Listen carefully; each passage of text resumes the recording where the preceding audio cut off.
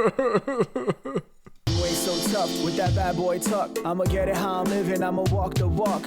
Outline my lines, I rap through thought. Hey guys, what's happening? Welcome back to Football Therapy with me, your host Jan. Not in the office, not in the studio today. In my living room to talk about the nightmare before Christmas. Chelsea Football Club. Dare I say, sorry, let's move this camera a little bit. Unsurprisingly, losing to Wolves away in the Premier League.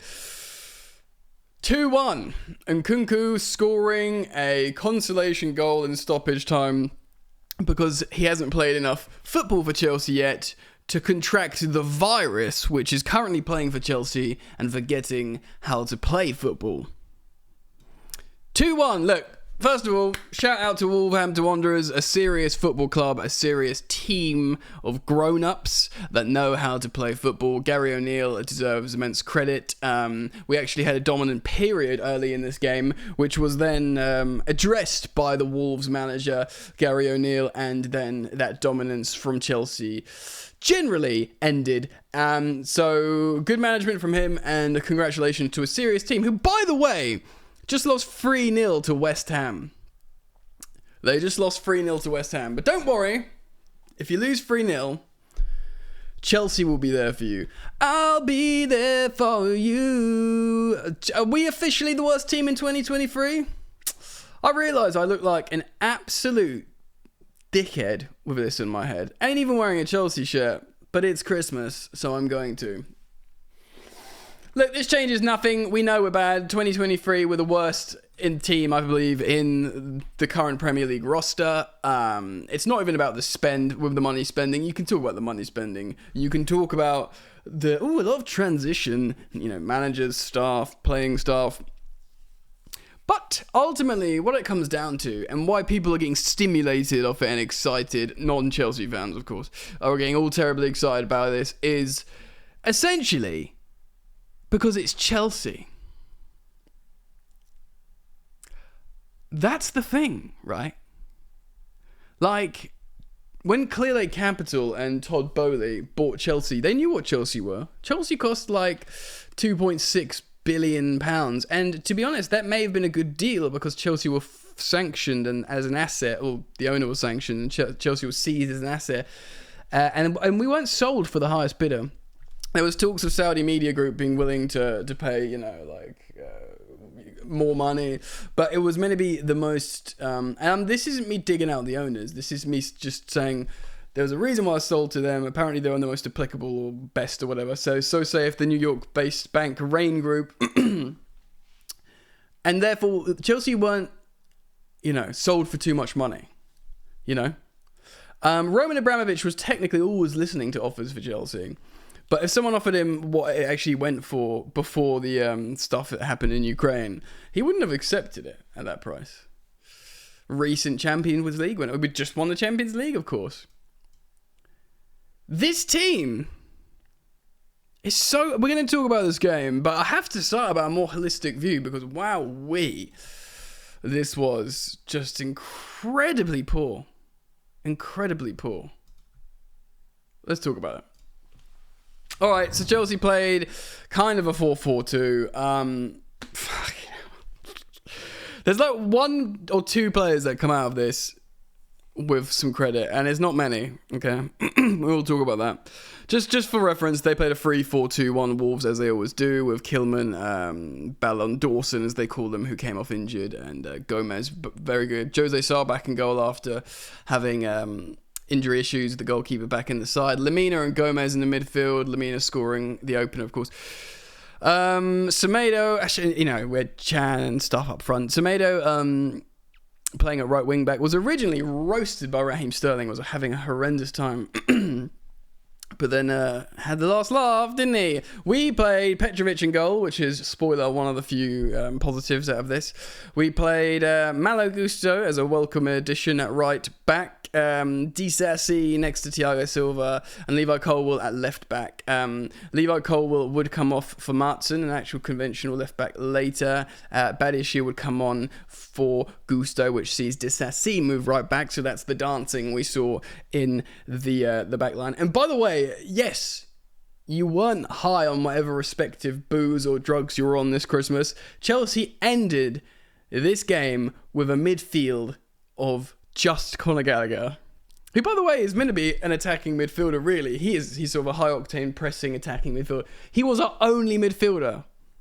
But at the beginning of the game, he started next to Leslie Ugochukwu because Enzo's, of course, got the hernia problem. Caicedo is ill. He's got sickness. I joked on my Instagram about that sickness being playing for Chelsea. Poor man. And then those two midfielders were flanked by Palmer and Sterling, with two strikers up front in Nico Jackson and Armando Broja. We will talk about those guys in a moment. And then we saw substitute appearances from, I said, the aforementioned Badiashile and Matson joining the back line. Everyone leaves midfield. Well, Ugochukwu comes off midfield. Mudryk comes on, and Nkunku comes on, Madueke comes on. So throwing everything at it. We get a goal, but it's just dreadful freaking scenes, bro. I did talk about this all throughout the game on my Instagram, @FootballYannick. Do consider following me on Football Yannick, and if you want to support this content and make me feel a little bit happier at this festive time where we're all trying to navigate what is one of the most turbulent periods of Chelsea's recent history, like and subscribe, I suppose. So they're the players who played the first half. We actually started really, really well. I did say this on the aforementioned Instagram feed stories that we're doing.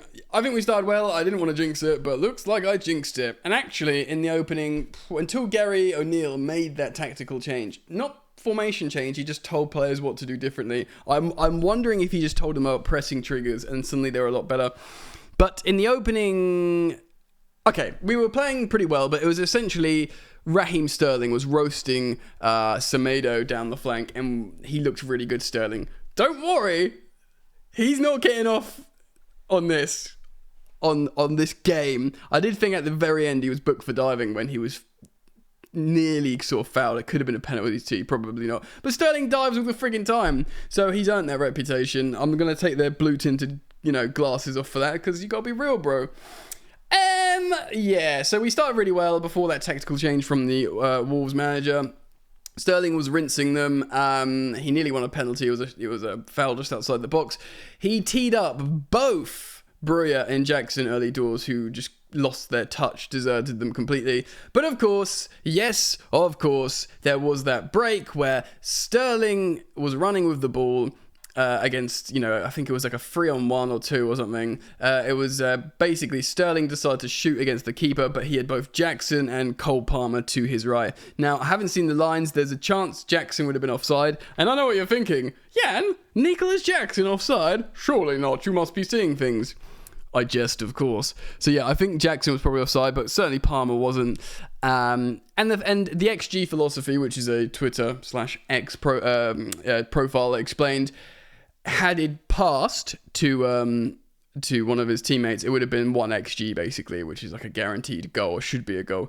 Whereas if he took the shot on, which he did, it was still like 0.65 or 8, which is a really strong chance, and he managed to just scuff it up completely. So really, really poor. And actually, up until that point, Sterling was looking really good. Looked like everything was going through him, and he was doing well. But this is what Chelsea do, right? We start games well, we look good early doors, and then we screw absolutely everything up. We see a few we go in halftime, 0-0. No, we don't. Yeah, we do. 0-0. And Chelsea will be ruining those missed chances. And there was a lot of missed chances from Chelsea. And actually, it's probably worth mentioning, the Sky Sports stat came up after that Raheem Sterling horror show moment in transition.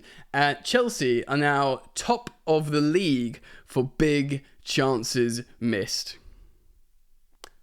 Top of the Premier League by 2 as well. Not by 1, by 2 above Everton. Top of the league for big chances missed.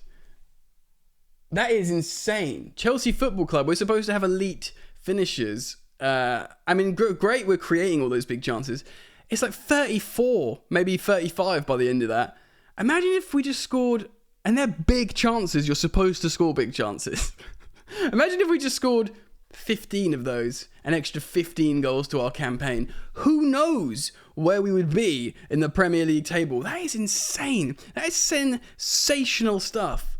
34 or 5 big chances missed for Chelsea in the league this season. Top of the tree. Now, I think we're like the worst team in 2023, like the calendar year, for points. And it kind of makes sense that, this season we've got that stat to go with us. Should we talk about their goal? Why not? So in the 51st minute, they score the opener. Pablo Sarabia takes a corner and Mario Lemina scores a header. Now, this is an absolute horror show, and there's nothing that Georgia Petrovic can do about this. He heads it into the side netting, so the goalkeeper can't be and shouldn't be expected to do anything for that. So I think it's important to note at this point. He doesn't even jump, Lemina. He doesn't jump. He just sort of stands there. It's like, I'm just standing here and I'll just do a lovely header into the side netting. That is a cardinal sin. That is unforgivable. That is horrific, ladies and gentlemen. It's a sickener. And yes, the guy I think picking him up is teenager Leslie Ugochukwu, who was our only defensive midfielder or a defensive-minded midfielder. And he's not really been playing, and he's just a child, man. Is there any value in saying, digging him out? Because I thought in the first half he looked pretty good. When I did, again, on my Instagram, I do a halftime live show. We spoke, actually, in the first half, Ugochukwu looks fine, which was testament to him being good. Georgia looked fine, and Gusto looked totally fine, which is all, like, positive, really. Conor Gallagher got an early yellow card. Got some fluff in my mouth, which he managed to ride pretty well, actually, to his credit. Anyway, so we start the second half, we create some chances, and then but by the late 15 minutes, we've entered this full Chelsea disbelief mode, and we're making so many mistakes in defence. Like the defender Thiago Silva's making, when you're all behaving like children and your touch is deserting you. And we are going to talk about player performances because that's really important for this game. You're looking at your Thiago Silva's, who I'm never going to dig out for, because of looking at his time at Chelsea holistically. It's been a gift, really. But my word, I can sort of understand now and again why they're looking at a defender, because he's making a lot of mistakes. Nearly cost us a second goal early doors. Pochettino looks really annoyed around the hour mark. Really, really annoyed. I kind of understand, but I don't think he should be let off either. We can talk about the manager shortly. Christopher Nkunku comes on. Haile Mudryk comes on. Broja comes off. Ugochukwu comes off. So at this point you're thinking, right, who the ruddy heck have we got in midfield? So from the 59th minute onwards, our entire midfield is Conor Gallagher.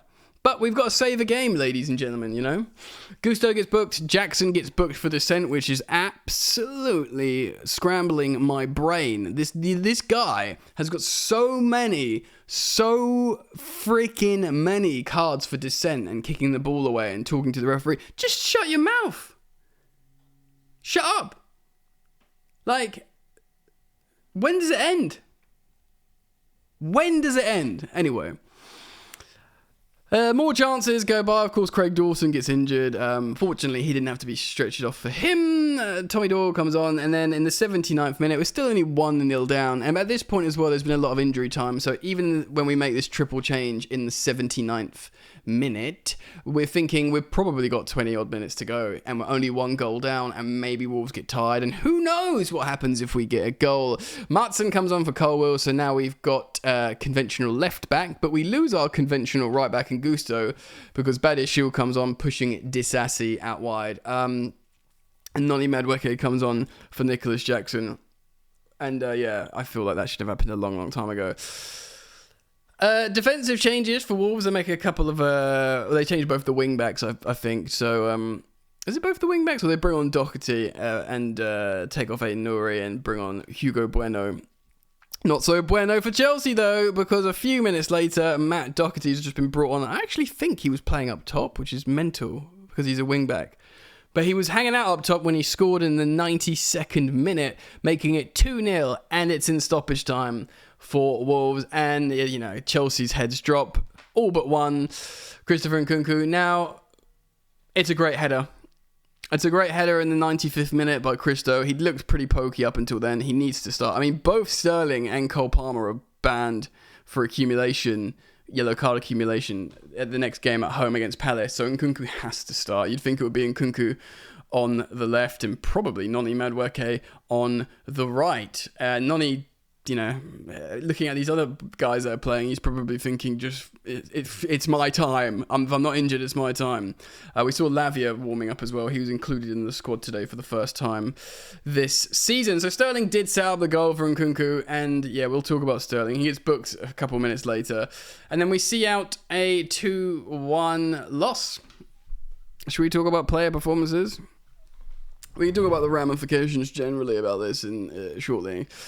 But player performances, Georgia Petrovic in goal. You can shake my hand, bro. You had some good passing. You made the commentary said it was a great save, but it was straight at him. But good passing, a couple of saves. It's not on you at all. You get a pass, my friend. I do not think... Gusto had a really good first half. I've got no issue saying that whatsoever. But not so much the second half. And then none of the defenders were good, bro. Every single one of them was making a mistake. From Thiago Silva, Disasi, Colwell certainly made some. All of them poor. Gallagher, I think, did some really good bits. He looks... And I feel so bad saying this, because I don't mean to slag him off, because he's been our best player.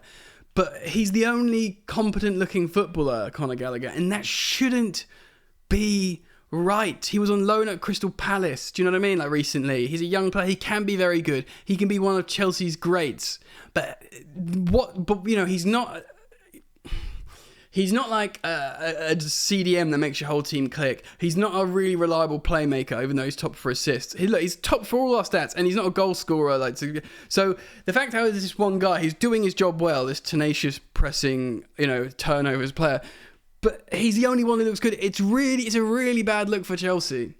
It's really freaking bad. And look, he had really great moments. So I feel like I'm slagging him off for praising him, which I feel so bad. But it's just testament to where Chelsea are. He had really good moments.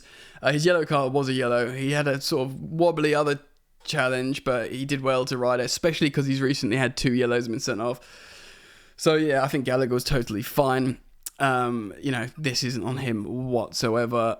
Sterling is one of the most frustrating players I've ever seen wear a Chelsea shirt, because he looked like he was literally going to be the guy who solves this for us at the beginning. I know he got the consolation goal assist at the end, but it doesn't mean anything now, does it? It means something for Nkunku, because his debut in the Premier League for Chelsea, off the bench, he gets a goal. It's just the result that goes against him. So that, you can thank Sterling for that. But the unforgivable non-passing, that is just a sickener. He's known for playing hero ball to his detriment, and that's a testament to that. And he's known for diving sometimes when he dives, he gets booked or whatever, ignored, and he deserves it. And then he leaves himself in a scenario at the end there when he gets booked. He's banned for Palace, and he didn't dive. He literally got pushed off the ball, but he's made his bed. If you're going to flop all over the gaff, the ref's they all have a conversation. They'll be like, oh, watch out for Sterling, he dives. It's just the way it is. Let's talk about the 2 strikers then, shall we? Let's talk quickly. Cole Palmer, I think he was okay. He's fizzled out a little bit, but the team's so bad around him. He's not getting away with it totally. He kicked the ball away and got a yellow, but he is starting to behave a little bit petulantly, which obviously wouldn't fly at all at Man City under Guardiola. And I don't want him to think he can just act like a kid because of this Chelsea kindergarten apocalypse that's going on right now. Do you know what I mean? So he's okay, but he's nowhere near his level. We have to, if we want this kid to be as good as we think he can be, and his numbers are great this season, you have to hold him to a high standard, because you don't want to let him regress like, oh yeah, but he's been so good, let him be crap like the other ones for a bit. No, bollocks. No, be good and be better. This is Chelsea, or some sort of fake imitation Chelsea. Let's talk about the strikers. Both terrible. And you know what? I like to be measured, philosophical, methodical, holistic in my analysis. Both in this game were dreadful. And this is like the first time when I'm like, both of them are dreadful. That's why I was so pleased with Sterling in the opening, part of the game until that moment where he didn't square it. Because he was just taking responsibility and driving, and his touch isn't bad. We take things for granted, like a competent attacker who's got a touch and can take the ball down and run. neither Jackson and Broja could do that. Like, Jackson, I was like, oh, okay, at least he's in the areas to screw this up. Broja's not even involved. Oh, look, he's involved, he screwed it up. He screwed it up less because he was involved less. So what do? Do you give kudos more to Jackson because he got the opportunity to screw up more? But both of them, their touches deserted them. Both of them weren't making the appropriate runs into the vacant spaces.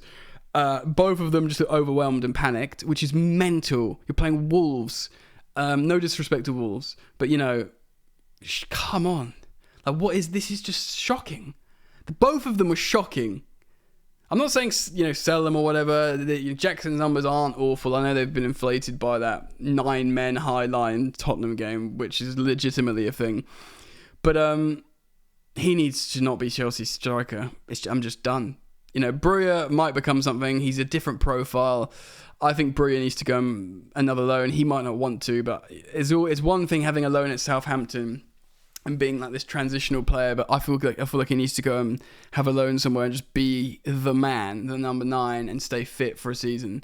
But yeah, and then Jackson can be our Batshuayi, our Loic Remy. Do you know what I mean? Our second striker option that when the pressure's off him because the first team's good, you don't feel like, oh my god, I need to save the team, because he's just not that guy. And neither Sterling, by the way, he thinks he is. So both strikers were terrible. Mudryk came on, and I'm the same with Mudryk. I think he's not playing well, but I kind of just know what he is. He's just not a great player yet. He's this player that's just got raw material, and that hasn't changed. That's why Arsenal wanted him. That's why Chelsea signed him. He's had Lampard, Potter, Pochettino, chaos. And moments, he scored the decisive goal of Trippier, which is great. I'm not going to dig him out because I think he had really poor moments in this game, just like in the Newcastle game before he scored that goal. He had really poor moments as well. But I just feel like, I don't know, man. I just feel like it's pointless digging him out because it's not like it's not like we thought he was anything else. At Shakhtar, they built the team around him when all the Brazilians left because they're allowed to rip up their contracts. So they played a style where Mudryk just ran in the left channel and they just played the ball to him, long ball and inshallah. And it works sometimes. But that's, and suddenly he's a Chelsea winger, he's going to need loads and loads of coaching and a calm head, and probably like a lot of these players would benefit from a calm team around him. So you got all these young players really talented and would benefit and develop better with a calm, good team around him. But when you've got a team developed or constructed by solely these players, it's an absolute nonsense. Nkunku came on, looked good, scored a goal, good. He's a good player, he's a bit more senior. How old is he? 26 years old.